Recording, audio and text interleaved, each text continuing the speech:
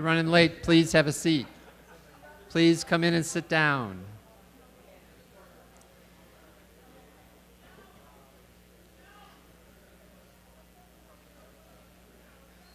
Hey, folks, come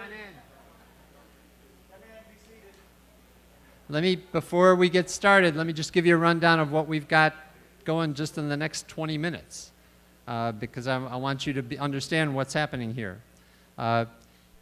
As soon as everybody gets settled in, I'm going to introduce Al Hubbard to get us started. And right after Al, then we've got a short rant from Bill Davis on Agent Orange. And then we've got the poet's rant, okay? So we've got a few things we got to cover real quickly, so I want people to settle in. Is everybody who wants to be here? I guess so. All right. I have to say, we're going to let him talk. Take 5 minutes, go outside, say, Hubbard speaking, Hubbard speaking. We've already done that. I have to say, as I just mentioned to Al, I had never met Al Hubbard before except in videos. And anybody who's watched Different Suns about Operation Raw can only be impressed by Al's leadership and Al's presence in VVAW at that time. My impression is that it took a long time to find Al, and we're all happy to have him here, happy to welcome him back among us, and we're going to give him some time to talk and welcome us back with him. So, Al Hubbard.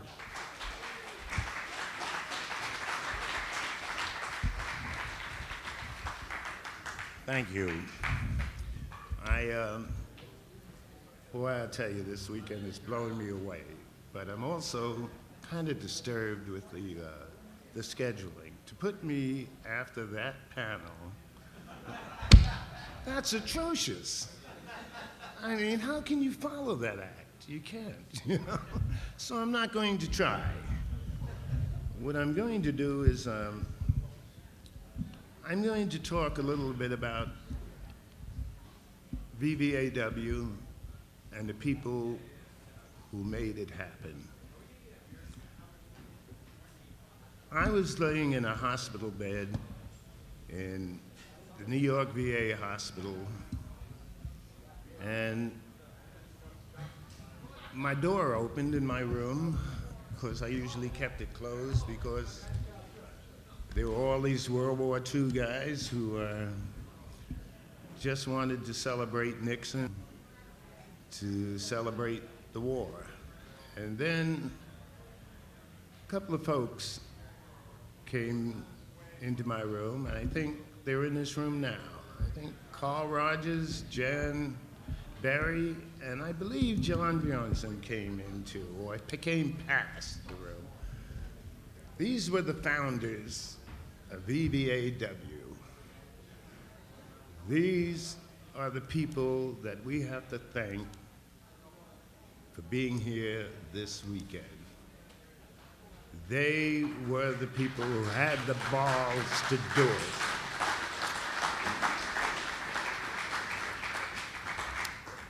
So Jan stayed in my room for quite a while, and I think he stayed there primarily because he saw I was depressed, and secondarily because I don't think any of the rest of the vets in there wanted to talk to him.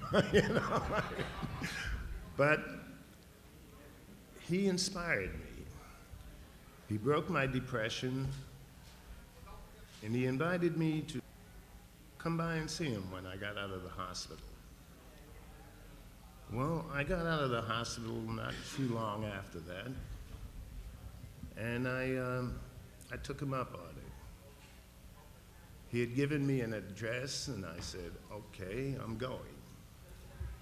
So I got there to this address that he had given me, and I walked into this room, and in this room was one of my heroes, Dave Dellinger, from the War Resisters League.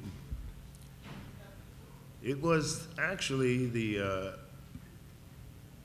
office of PCPJ, the People's Coalition for Peace and Justice. Cora Weiss, Bella Abzug, Gloria Steinem, and then one of the most important people to VVAW that exists, Madeline Moore. And yeah, Madeline. So I stood there and I looked around, and Madeline said, well, can I help you? I said, I'm looking for the veterans. And she said, well, I think they're out. There was a Wall Street demonstration, I believe you guys were at that day. And she said, but they haven't been here for a couple of days. I think they're recruiting. And so I said, well, when are they going to be back? She said, I don't know. I said, well, how long has the desk been empty? She said, I don't know. And I said, well, it will never be empty again. And she said, do you mean that? And I said, yes. And she said, I'll be there with you. And she was from that day until the day I walked out. Madeline Moore is now 82 years old, stage 4, breast cancer, metastasized, it's lung cancer and a whole bit. She may not be with us very much longer. But I want everyone to know that everything that occurred in VVAW National Office was in large part inspired and certainly organized by Madeline Moore. She was my right hand. There were people that we have to understand made VVAW tick. Among them, Madeline's son, Scott Moore, Joe Ergo, Ed D'Amato, Danny Friedman, Danny Friedman, yes, Danny Friedman. And I'm sure I'm going to screw up. Mike Oliver, Barry Romo,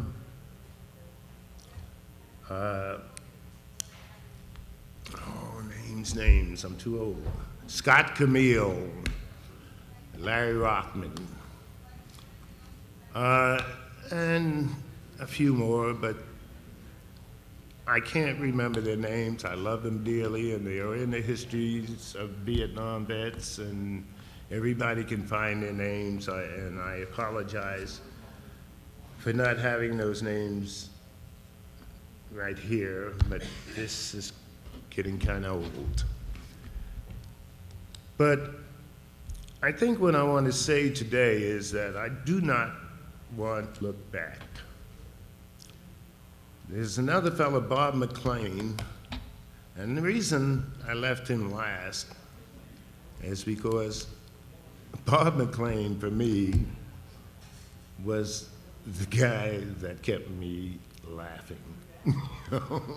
Bob McLean did all of the crap work that we wanted done without asking. But then one day, I saw a piece of writing that Bob did.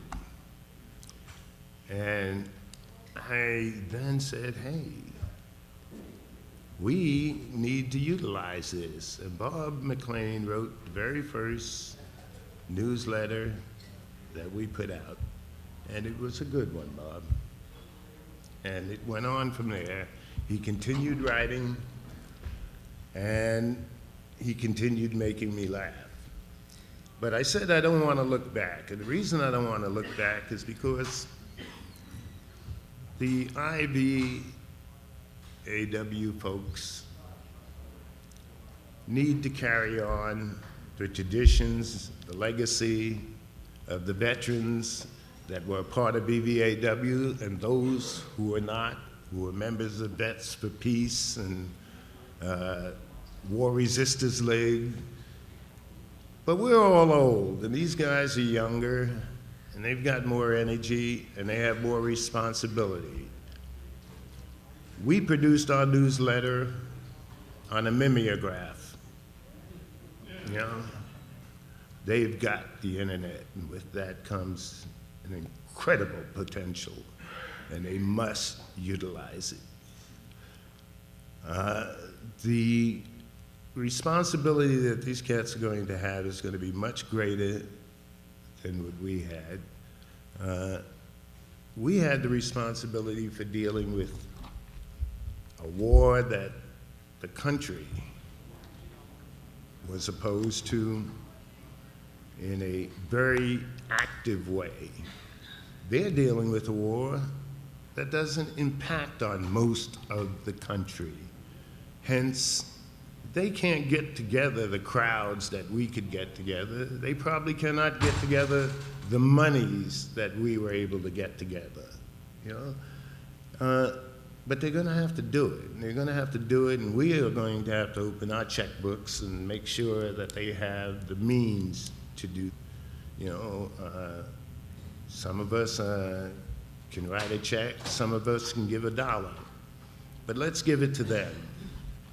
Barry in the national office of VVAW right now, I love you guys. You've done wonders. And this weekend has been one of the greatest weekends of my life.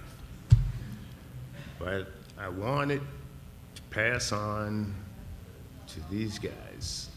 I want these guys to take up the torch and to spread the word that this war does involve this country. There's no draft. Their sons and daughters may not be in this war, but the result of this war is going to be with them forever and ever. I had the opportunity to pass through Walter Reed. I left crying. I left crying because the kids in Walter Reed had some of the best medical care in the world, but they had absolutely no pat on the back and no thank you from anyone. Thank you not for being in a war that you shouldn't have been in, but thank you for surviving it and giving us a reason to say no more. And I don't know where and how things are going to play out. I didn't know back in the 60s when Jan visited me. I just know it can happen. I know that the 18 to 35 demographic is probably the focal point for IVVAW now. They should be dealing with, as I've heard, the kids in the schools, in the high schools here. The economics are the same. When I first was interviewed by the New York Times back in 1968, I told them my real problem with the war was that when a kid in Harlem said he didn't want to go kill a gook, his family was dropped from the welfare rolls.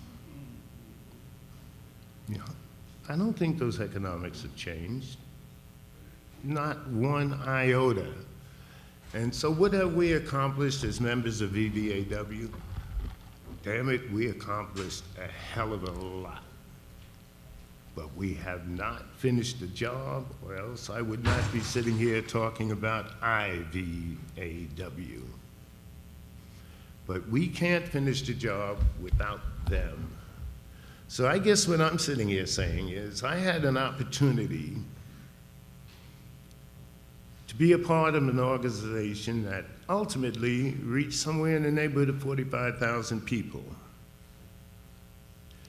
And ultimately had the support of probably a good percentage, over 50 of the country. Because We were in every state, most major cities. I come from Santa Fe, New Mexico. I come from a state that is a state with a proud military history. We have the code talkers, who I honor. We have the baton survivors, who I honor. We also have an economy that makes it easy for the military to snatch up the young kids and send them off to Iraq, to Afghanistan.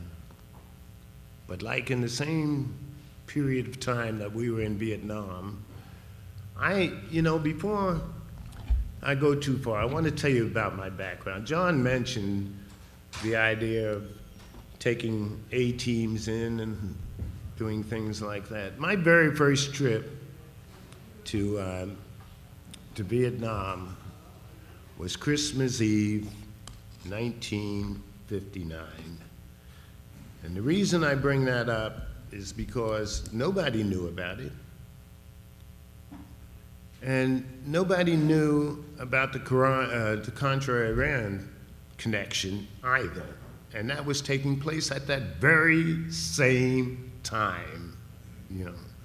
There were A-teams in Iran, there are A-teams in Iran today. VVAW, you guys get on the case and let it be known, because you know what's taking place in that part of the world. Bring it home. VVAW will certainly be there to support you, as will all of the rest of the movement. But I'm here imploring you guys to take up the banner and be the vanguard of this era of anti-war fighting. And I mean fighting. I didn't say anti-war protests. Fight these idiots. Stop them from from taking these kids into this ridiculous oil war. Stop them from allowing Nancy Pelosi to taking impeachment off the table.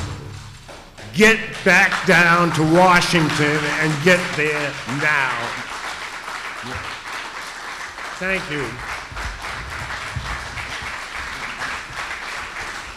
Thanks, folks.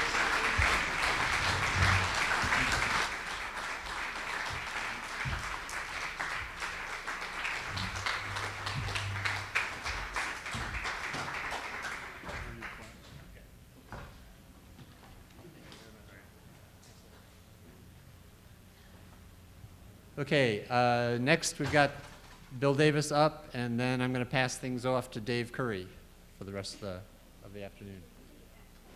Hey, Bill? Yes, I'm right here, Bill. Paul, come on up.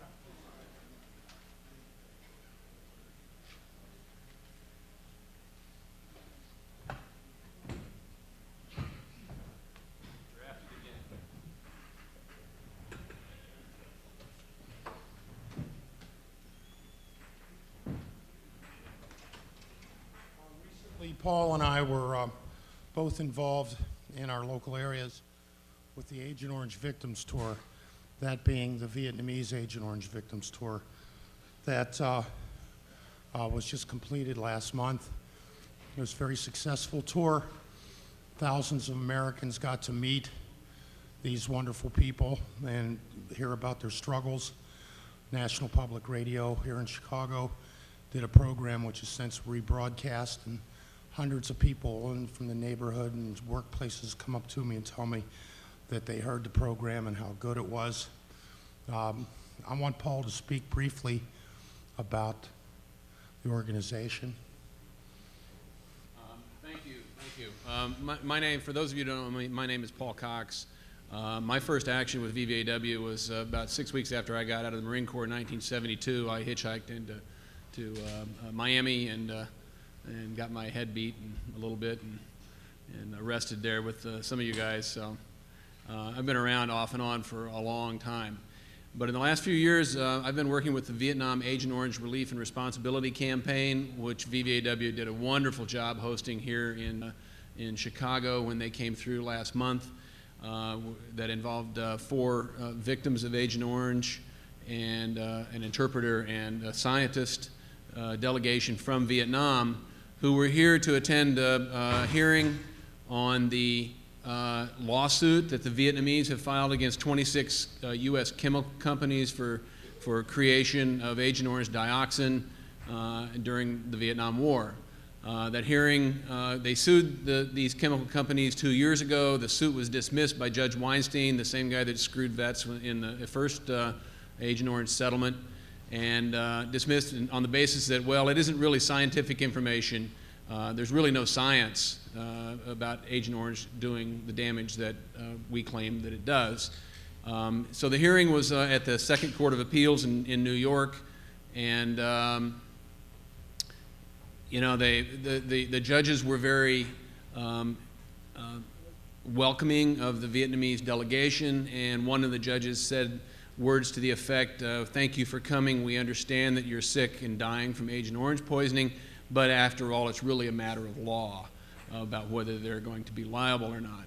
So in the next year before this hearing, before the Court of Appeals decides whether to reinstate the lawsuit, we're really trying to generate some political pressure on these bastards, both in Washington and in the judicial system, to make them understand that not only are Vietnam veterans suffering from Agent Orange poisoning and our children suffering from Agent Orange poisoning, but millions of Vietnamese are still suffering. And this is not a historical artifact. This is a fact of today. This is a news article for today, that Agent Orange is causing problems.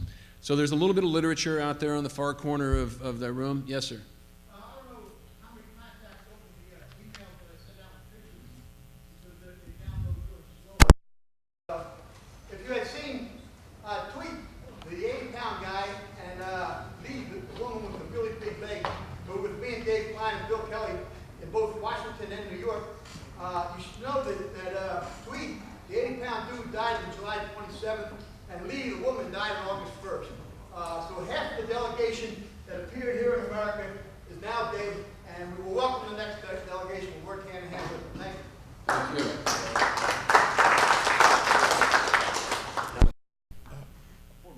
Thank you. I'll wrap it up. And I should also say Dave Klein, who was going to be here to represent this today, is in the hospital. He's sick. At their meeting, Dave Klein gave Mr. Quee his Purple Heart.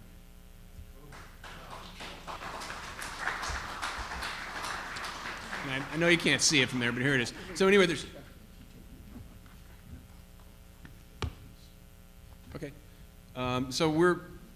there's information out there. Please get involved, get the information. There's a lot of stuff on the website. It's great stuff. Thank you. I just wanted to repeat Madam Hong. She was 60 years old. Madam Hong, besides being an Agent Orange victim, was a veteran of the National Liberation Front and lost her right hand fighting in South Vietnam when she was sprayed with Agent Orange. Nguyen Van Ky was a Vietnamese People's Army a communication repairman and an officer. And one of the last moments that I spoke to him, he gave me his collar decoration. I can't wear it on my collar. There's no place for it. But the interpreter and the general secretary of the society said that he'd never given any of his military things away before, and I just wish that we had more people with Purple Hearts, not myself if you don't mind, but more people with Purple Hearts we could have given them all Purple Hearts. Thank you very much on this issue.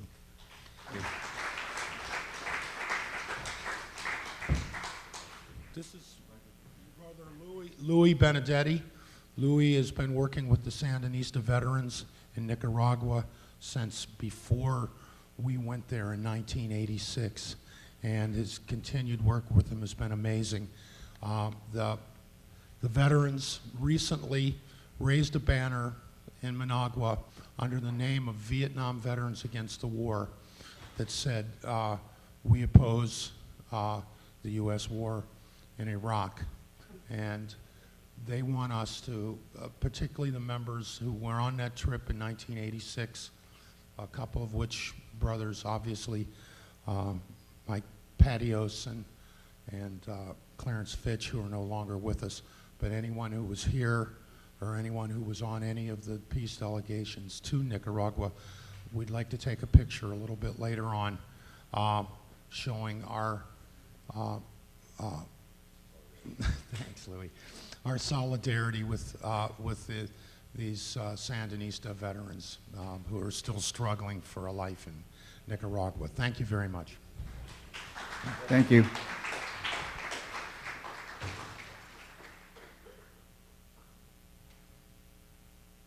And Louis, it's always great to see you out of jail. He's one of those real fighters who's been arrested a number of times.